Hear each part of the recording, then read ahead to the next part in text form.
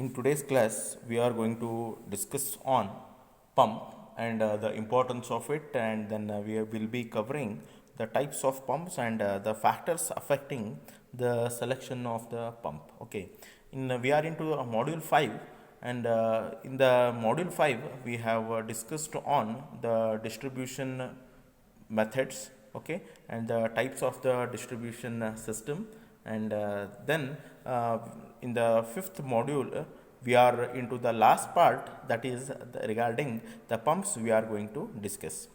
In the water supply, we cannot able to imagine the supply of water without pump. Normally we suggest that the water supply should be under the gravity flow, but in all the topographical conditions, that particular the supply of water with the help of gravity is usually not possible. Okay, so in such circumstances we require the help of pumps. So without pump we cannot able to imagine the supply of water without pumps. So pumps are being very most essential part of your water supply. So this is that is the reason why we are studying regarding the pumps. Okay, so in the pumps, now we'll see why it is first of all very important. Okay, now whenever we are going to have the source at downside, okay, whenever we are going to have the source from downside, and then we want to, when we lift the water to the village which is present, village or town or city which is situated at a upstream portion or towards the upside portion, at that particular condition what we want is, we need to, in order to lift the water from the source to the village, what we want the help of pumps. Okay, and this is one particular condition. Sometimes we are going to have the undulations. Okay, now suppose if your source of water is here, okay, then again you are going to have the undulation, then again might be the slope is like this, then again it might, the slope is going to increase again. So at that particular condition what we want is, we want to have this particular pump is going to be very important aspect. In order to, what is the work of pump? In order to lift the water from the low level or the low altitude to the higher altitude, we want the help of pump. So pump is going to be very important aspect in our water supply project. Okay, now in the majority of the cases, in a few of the cases we are going to have the water by the gravity flow. We are going to supply the water. In very few cases we will be supplying the water with the help of gravity flow, but in the majority of the cases what is going to happen is, we want to lift up water from a river or from a lake to the treatment plant. At that particular condition also we may require pumps, or from treatment plant to the, in order to distribute it to the village, there also we need the help of pump. Okay, wherever there is an uplift is there, then we want the pump. Okay, now let us see what are the necessities of the pump. Okay, so first necessity is to lift the water from the source of a supply to where we want, to the delivery point. Okay, to lift the water from the supply to the delivery point, we need to have these particular pumps. To lift the treated water to the overhead tank, many a times what happens is, we are going to get the treated water from the treatment plant, and somewhere it is going to be stored, okay, into the downside portion. Then from that particular source, your storage source, we need to supply the water to the overhead tank. Okay, so at that particular condition also we require these pumps. Okay, to deliver the treated water to the consumer taps at a reasonable pressure. Sometimes what happens is, from your treatment plant, might be there is a downfall is there, then again the residential area which is going to be which where the water has to be supplied, might be again after having the downfall, again it is going to be situated at upstream portion. For example, this is your source of storage source. Okay, then might be here downfall is there, then again your locality is situated somewhere here. Till this the water will flow under a gravity, then again till this due to this particular gravity it may the water will come due to pressure till this particular part. Then when we want to supply for this particular portion, what we want is we want to have the pump. Okay, with the help of pump we need to supply the water. So for all these reasons we are going to have the pumps. Okay, then the next line is to boost the line pressure. That is, in order to increase the water line, your pressure in order to increase, we want to have this particular pumps. Then to supply the water under pressure for hydrants. Okay, sometimes we for fire hydrants. Okay, there might be if there is an fire accident in one particular area and the around the floor is around say 5 to 10 floor 10 story floor is there, then in order to lift that particular water, again we need to have these particular pumps. And under the miscellaneous conditions, that is during backwashing, pumping, okay, pumping of the chemicals, backwashing of especially when backwashing we do for it filters. Okay, for at that particular condition we may require these pumps. And then pumping of the chemicals, then dewatering of the tanks when we want to clean it, then at those time also we require the help of pumps. Okay, then we will see what are the different types of pumps we will be using it. We will be using, first is the displacement pump, then airlift pump, then centrifugal pump, then miscellaneous pumps. Okay, these four types we are going to study in today's class. Probably we will be covering the displacement pump and the airlift pump. Okay, and then centrifugal and miscellaneous pumps we will be covering in the next class. Then we will be covering what are the factors affecting the selection of pump. So first factor is the capacity of pump. Okay, depending upon the capacity, suppose the height is too much. Okay, for if the height is around say 30 meters, okay, if you provide the half HP pump, then it may not lift that particular water to 30 meter. Okay, so depending upon the height and the capacity of pump, we will be fixing the usage of which kind of how much capacity of the pump we should use. Then the number of pump units required, and at one particular location, if you want to send the water from the treatment plant to the consumer, there might be having too many undulations at those particular points. How many types, how many number of pumps we may require. So again it depends on that. Then suction condition. Okay, then fourth is your discharge conditions and variation in the load. How much amount of discharge we want, at that also is going to decide the selection factor affecting the selection of pump. Then the floor space requirement, how much amount of floor space we are going to have it. Then flexibility of operation. Okay, so there also we are going to decide what kind of a pump has to be set up. Starting and priming characteristics of the pump, and then the initial and the running cost that has to be maintained. That also we are going to all these factors will be affect the selection of pump. So these are the some of the 8 factors which is going to affect the selection of pump. Now we are going to discuss on the types of pump we are going to have. First is the displacement pump, airlift pump, centrifugal pump, and miscellaneous pump. Now we are going to discuss on the displacement pump.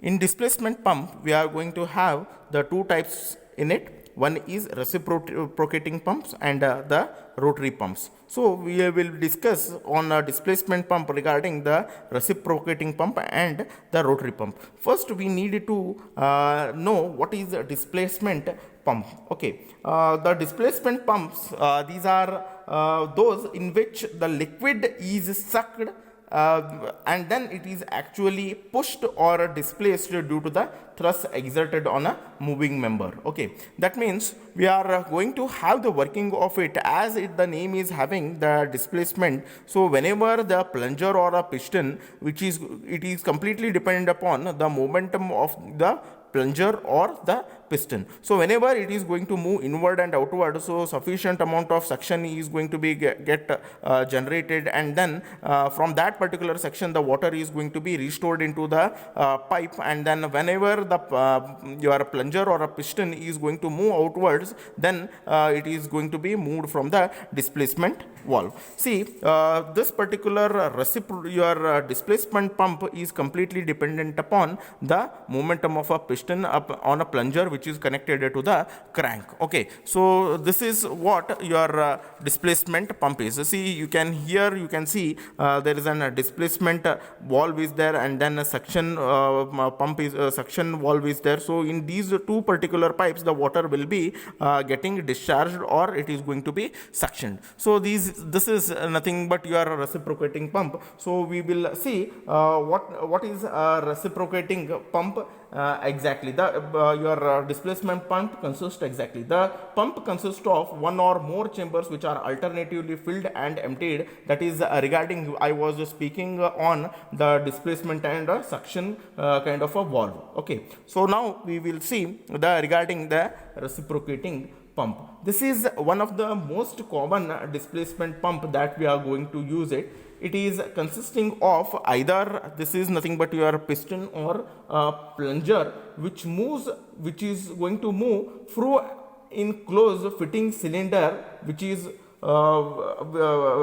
connected to the suction and delivery pipes. So the S what I have written is a suction pipe, and D is what I have written is the delivery pipes as it is shown in the figure. The suction and delivery pipes are provided with the non-return valve which admits the water in one direction only. Okay, now we will see the working of your reciprocating pump. During the suction stroke, that when the piston is going to move outwards, okay, when it is going to move outwards, the vacuum is going to created inside the cylinder which enables the atmospheric pressure acting on a liquid surface in the sump below to force up the liquid fill inside this particular cylinder. Okay, when we are going to have the suction, it is going to be this particular piston will be moved outwards, and this suction valve is going to get open, and the water is going to be stored inside it. During the inward motion of the plunger, the liquid is in the cylinder is forced up to the delivery pipe. Okay, during the inward motion, it is going to, the displacement pipe is going to get open. Okay, during the operation, the suction valve, during this particular operation, the suction valve is going to be get closed, and the D valve is going to be open. Okay, so the water is going to be delivered to the consumer. Okay, the piston or plunger is going to be moved by a crank. This particular thing, it is we call it as an crank. Okay, so this is regarding your reciprocating pump. Now we will see what is a rotary pump. As the name is indicating, in the rotary pump, it is going to have the two gears to it. Okay, which is going to rotate in an opposite direction. These rotating elements is going to fix in a casing. Okay, it is going to be fixed in a casing so that the water is going to be drawn from the suction, and then it is going to be withdrawn from the discharging end. Okay,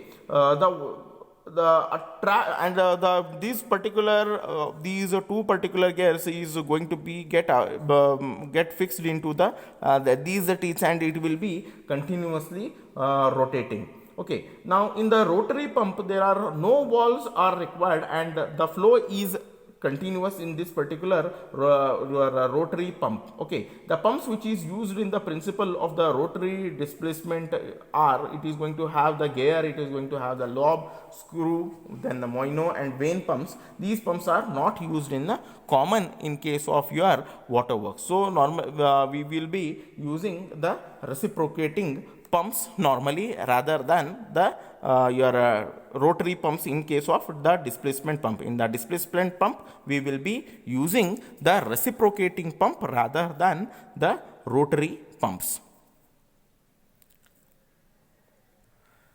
Now we'll cover the next type of a pump is nothing but the air lift pump.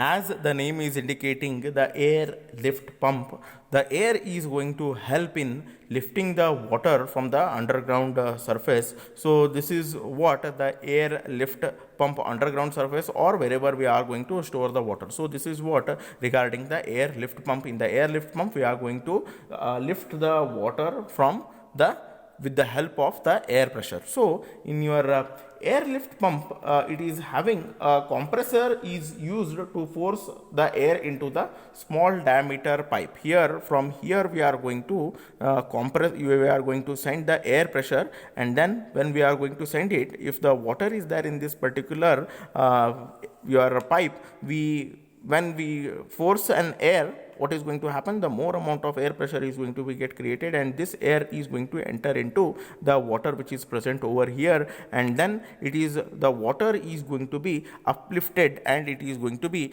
taken out from this particular system. So the air this particular smaller diameter pump, we call it as an air pump, and the in the bigger diameter pump, this is nothing but your bigger diameter pump. The outward section is nothing but your bigger diameter pump. We call this particular pump as the education pipe, or we are going to call it as a discharge pipe. The inward the pipe, the smaller diameter pipe, whichever is there inside, we call it as the air pipe, and the outwards pipe, outward the bigger diameter pipe, whichever is there, we call it as the education pipe or a discharge pipe, from where we are going to get the water to the consumer. Okay, so this is regarding your the air pipe, okay, or air lift pump. When air is forced into water, the air and the water mixture is going to be get created inside your the water, okay, and the specific gravity is lower than water. Due to this, the water is going to rises, okay, and then it is going to be discharged out. So what happens when we blow air, the specific gravity is lesser than the water. So when we want to lift the water, this air and water mixture is going to be created, and then we are going to get the water outward. So this is regarding your air lift pump. So in today's class, we have discussed regarding what is the necessity of pump, okay.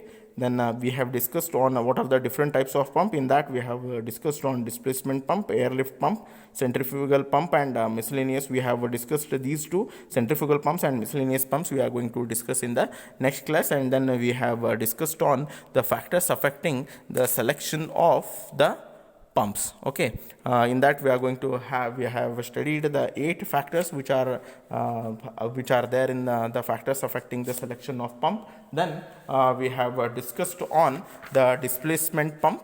In the displacement pump, we have studied the reciprocating pump and rotary pumps. The reciprocating pump and the rotary pump we have discussed, and normally the reciprocating pump will be utilized. And then we have studied the airlift pump. In the airlift pump, we are going to have the 3 types of methods. One is a central system where the air pipe is present at the center, then POHL system, then the reservoir system. The basic principle is the same in all the system. So this is regarding the introduction of the pumps, okay. In tomorrow's class, we will be studying on the centrifugal and the miscellaneous types of pumps which are available to us. Thank you.